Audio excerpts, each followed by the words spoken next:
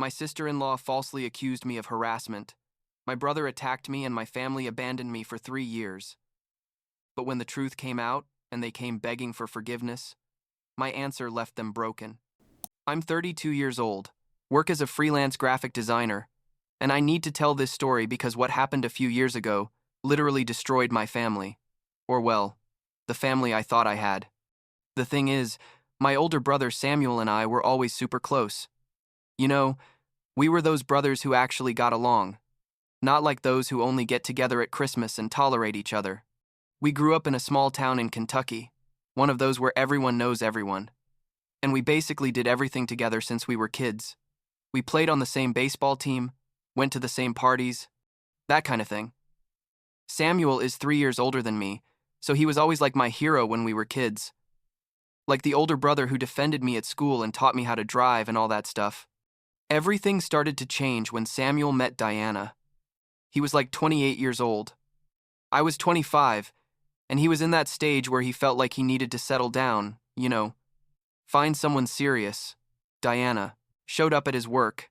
I think she was someone important's assistant at the company where Samuel worked in accounting. And, I don't know. At first she seemed normal, I guess. She was pretty, nice when she wanted to be, came from a family with money. Her father had a real estate business or something like that. My parents adored her from day one, which should have been a red flag looking back, because my parents are the type of people who judge a lot and almost never like anyone we bring home.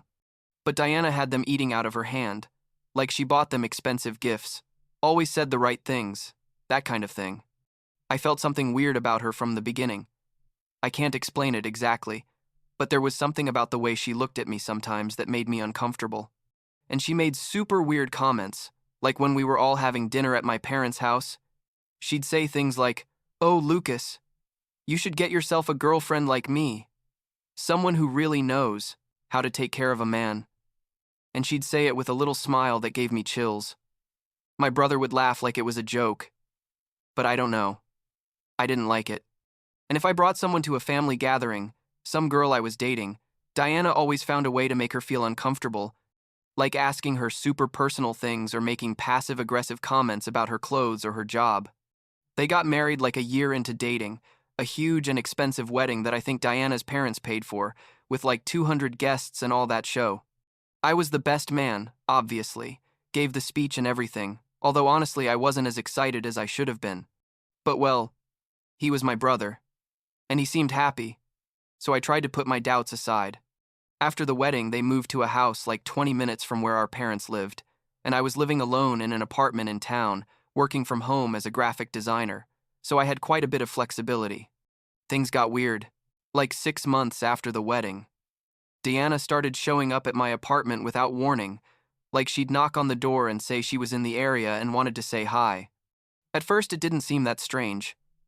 I thought maybe she was trying to be closer as a sister-in-law, but then she started coming more and more often.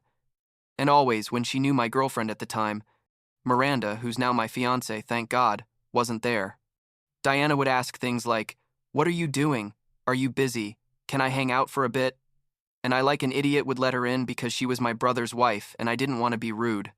She'd sit on my couch and start complaining about Samuel, saying he worked too much, that he didn't pay attention to her, that she felt lonely. And I'd just nod, not knowing what to say, because obviously I didn't want to get involved in my brother's marriage problems. But then the comments got weirder. She'd say things like, "You really know how to listen, not like your brother," or "You're so different from Samuel, much more attentive," and she'd start touching my arm when she talked or sit too close. Once, she literally tried to fix my shirt collar, and I moved so fast I almost fell off the chair. I told her something like, "Diana, I think you should go. I have a lot of work," and she laughed like I was overreacting. I mentioned this to Miranda, and she told me it sounded super inappropriate and that I needed to talk to my brother, but I didn't know how to tell him, "Hey, your wife is making me feel uncomfortable," without it sounding like I was trying to cause problems. The day everything exploded was a Tuesday. I remember it perfectly because it's one of those days that stays burned in your brain forever. Miranda had gone to visit her sister in Louisville for the weekend and was going to stay until Tuesday, so I was alone in the apartment, working on a project for a client. Around 2 in the afternoon, there was a knock on the door, and it was Diana, dressed in a way I'd never seen her, like with a tight dress and exaggerated makeup, and she told me she needed to talk to me urgently. I was working and didn't want to be rude, so I let her in, but I told her I only had a few minutes. She sat on the couch and started with the same old thing, that Samuel didn't pay attention to her, that she needed someone who understood her. And then she said something like, "I think I married the wrong brother," and I froze. I told her, "Diana, you can't say that kind of thing. This is wrong. You need to leave now." And she got up and came too close, trying to touch my face or something, and I moved back so fast I bumped into the table. I told her to leave. Like I literally yelled at her to get out of my apartment, and she looked at me with a face I'd never seen, like a mixture of anger and something else I can't describe, and said, okay, I'm leaving. You don't have to be so rude." She left, and I stood there in the middle of the living room with my heart racing, thinking what the hell just happened. That night, around 9, my brother Samuel showed up at my door. And when I say showed up, I mean he literally knocked the door down. Well, not really, but he hit it so hard I thought he was going to break it. I opened it, and his face was red, the veins in his neck bulging. And before I could say anything, he pushed me so hard I fell to the floor. He started yelling things at me like, "How could you do that to my wife? You're a damn pig. I trusted you with my life and you try to take advantage of her." And I was on the floor completely confused, not understanding what he was talking about. I yelled, What are you saying? I didn't do anything." But he wouldn't let me talk. He just kept yelling that Diana had told him I had said inappropriate things to her, that I had tried to kiss her, that I had cornered her in my apartment, and she had to escape. I couldn't believe it. I literally stayed there on the floor looking at him and thinking, this can't be happening. It can't be real. I tried to explain to him what had really happened, that Diana had come uninvited, that she was the one who had said weird things, that I had asked her to leave. But Samuel cut me off and said that Diana was crying when she got home, that she was so scared she was shaking, and that I was a liar and trash. He told me he never wanted to see me again, that I was dead to him, and he left, leaving me there lying on the floor of my apartment with my mind completely blank. Miranda arrived the next day and found me basically in shock. I told her everything, absolutely everything, from Diana's weird visits to the false accusation, and she believed me immediately. Thank God. Because I don't know what I would have done if she had also turned her back on me. She told me we needed to talk to my family, explain the truth to them, but when we tried to do it, it was even worse. My parents had already talked to Samuel and Diana, and they had this completely distorted version of what had happened. My mother, my own mother, looked at me with a face of disgust I'll never forget and told me she couldn't believe her own son was capable of something like that, that she always thought I was better than this. I tried to explain to them. I begged them to listen to me. I told them Diana was lying, that I would never do that to my brother. But my father cut me off and said that Diana had no reason to lie, that she came from a good family, that she was a good wife to Samuel, and that I was probably jealous or something. It was like suddenly I was the villain in my own family. Like everything we had built for 32 years had evaporated because of this woman's lies that I barely knew. I showed them the text messages where Diana asked to visit me. I tried to explain the pattern of weird behavior, but they didn't want to hear anything.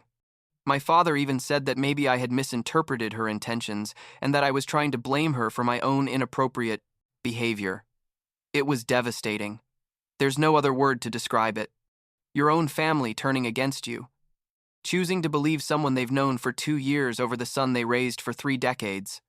And the worst part is they started spreading the story all over town, because you know how small towns are, gossip travels faster than anything. Suddenly, people I'd known since elementary school would see me at the supermarket and look at me with contempt or cross to the other side of the street to avoid me. I lost several clients because I guess they heard the rumors and didn't want to work with someone like that. It was like my entire life was falling apart, and there was absolutely nothing I could do to stop it. Miranda was the only person who stood by me 100%. She told me we needed to get out of there, start over somewhere where nobody knew us, where we could build a life without all this drama and these lies. At first, I didn't want to leave because I felt like if I left, it was like admitting guilt, like I was running away from something I had actually done.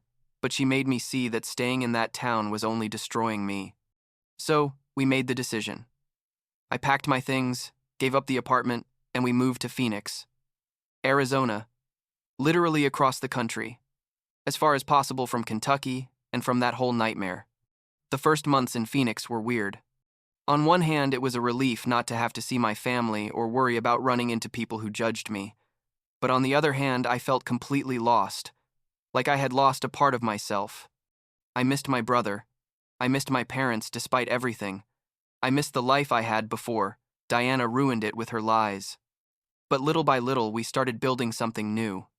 I got new clients, made new friends. Miranda and I got engaged. And although the wound was still there, at least I could breathe without feeling like the walls were closing in on me. 3 years passed, 3 full years without talking to anyone in my family. I blocked my parents, Samuel, all my cousins and uncles who had taken their side. I deleted all the family photos from my social media. It was like I had completely cut ties with my past. And then, one random day in March, I got a Facebook message from someone I didn't know, a woman named Natalie. The message said, "Hi, Lucas. I know this is going to sound weird, but I need to talk to you about Diana, your sister-in-law. I have information I think you should know." At first, I thought it was some kind of scam or something, but something made me respond. Natalie explained that she had been Diana's friend in college, that they had lost touch, but that she had recently found out about my situation through mutual acquaintances. And then she told me something that left me frozen, that Diana had a history of doing exactly this, of falsely accusing men of making inappropriate advances. She sent me screenshots of old conversations, social media posts, even a campus newspaper article about an investigation that had been done years ago where Diana had accused a professor of harassment. But then it was discovered that she had made it all up because the professor had given her a bad grade. I couldn't believe what I was seeing. There were like 5 different cases that Natalie had documented, all with the same pattern. Diana would accuse someone, cry and play the victim, and when the truth came to light, it was too late. The damage was already done. I asked her why she was telling me this now, after 3 years, and she said she had just found out about my case recently and felt horrible for not having said something earlier, that she knew what Diana was like and couldn't stay silent any longer. I thanked her, saved all the evidence she sent me, and sat in my office for hours trying to process all of this. I showed everything to Miranda and she said we needed to send it to my family, that they deserved to know the truth. But I was so angry, so resentful. That part of me thought they deserved to live in the lie they had chosen to believe. In the end, I decided to send it to Samuel, only to him, with a message that basically said, "Here's the truth you didn't want to hear 3 years ago. Do what you want with this information, but it's not my problem anymore." And I blocked him again without waiting for a response. What I didn't know is that, at that moment, Samuel was already having his own doubts about Diana. Turns out, and he told me this much later, Diana had started behaving more and more suspiciously, going out at odd hours, was glued to her phone all the time. And Samuel had found messages on her laptop suggesting she was having an affair with her father's business associate, a married guy like 50 years old. When Samuel received my message with all of Natalie's evidence, something clicked in his head and he decided to confront her. The confrontation between Samuel and Diana was apparently epic, according to what I heard, later from third parties. He showed her the screenshots I had sent him, asked her directly if she had lied about me, and she tried to deny everything at first. But then Samuel showed her the messages he had found on her laptop with the other guy, and everything exploded. Diana admitted the affair but kept denying that she had lied about me, but Samuel didn't believe her anymore. He told her he wanted a divorce immediately and to get out of the house. And this is where things got really crazy. Diana, instead of accepting that she had been caught and trying to disappear quietly, decided to double down. She started spreading rumors all over town that Samuel was abusive, that he had threatened her, that she was afraid for her safety. She created dramatic posts on Facebook talking about domestic violence and trauma, when literally Samuel had never laid a hand on her. Never. He's the least violent person I know. But you know how the internet works. People eat up those stories without questioning anything. So suddenly Diana had all these people supporting her, offering her places to stay, attacking Samuel on social media. The affair with Diana's father's associate also became public because the guy's wife discovered everything and decided that everyone had to know what kind of person Diana was. She published messages, photos, evidence that the affair had been going on for months, and Diana's whole house of cards started to collapse. The people who had defended her started questioning her story. Friends started distancing themselves. Even her own parents apparently told her she had gone too far this time. Her father's associate lost his marriage and I think also his position in the company, and Diana's family basically disowned her over the whole scandal. Samuel finally told our parents about the evidence I had sent him, about Diana's lies, about everything. And my parents, instead of immediately apologizing to me and trying to fix things, their first reaction was denial. My mother said maybe the screenshots were fake, that maybe Natalie had some hidden motive to lie about Diana. But as more and more evidence came to light, as more people started sharing their own experiences with Diana and her lies, they couldn't keep denying reality. My father finally admitted that maybe they had made a mistake believing Diana without listening to me. But even that admission sounded kind of resentful. Like, somehow I was also to blame for not having proven my innocence better 3 years ago. Diana tried to make one last desperate move by creating a GoFundMe, saying she was a victim of abuse and that she needed money to get ahead and start over. The page had this whole made-up story about how she had suffered and how she needed help to rebuild her life. But by that point, so many people knew the truth that the GoFundMe was bombarded with comments exposing all her lies, and she had to close it after like 2 days. It was almost satisfying to see her finally face the consequences of her actions, although it would never make up for the 3 years of pain she had caused me. At the last time I heard anything about Diana was like 6 months ago. Someone I still know from town sent me a message telling me she had been seen working as a waitress at a small restaurant in some town in Nevada, that she had deleted all her social media and was basically living a completely different life. Part of me felt something like pity, but most of me just couldn't care less what happened to her after everything she did. Samuel tried to contact me like a year after all the truth came out. He sent me a long email, like 5 pages, explaining how sorry he was, saying he had been an idiot for believing Diana, that he should have listened to me, that he wanted to fix our relationship. But I don't know. There was so much damage, so much lost time, so much betrayal, that I couldn't just forgive and forget. I responded with something short, telling him I appreciated the apology but that I needed time, and since then, we haven't really talked.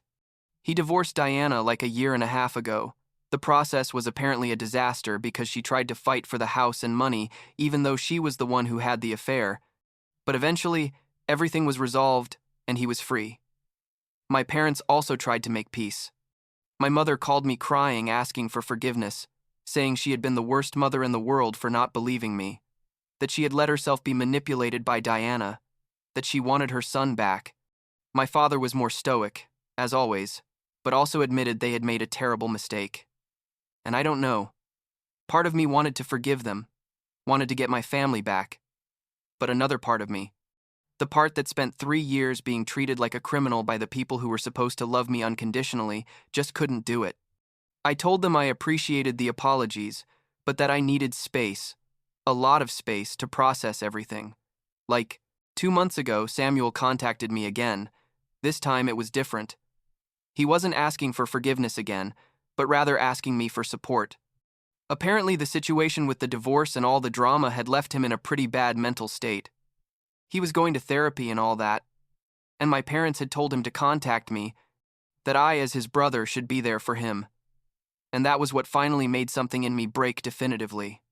I realized that even now, even after everything, they expected me to be the one to give in, that I would be the one to come back and fix things, that I would forgive and forget just because we're family.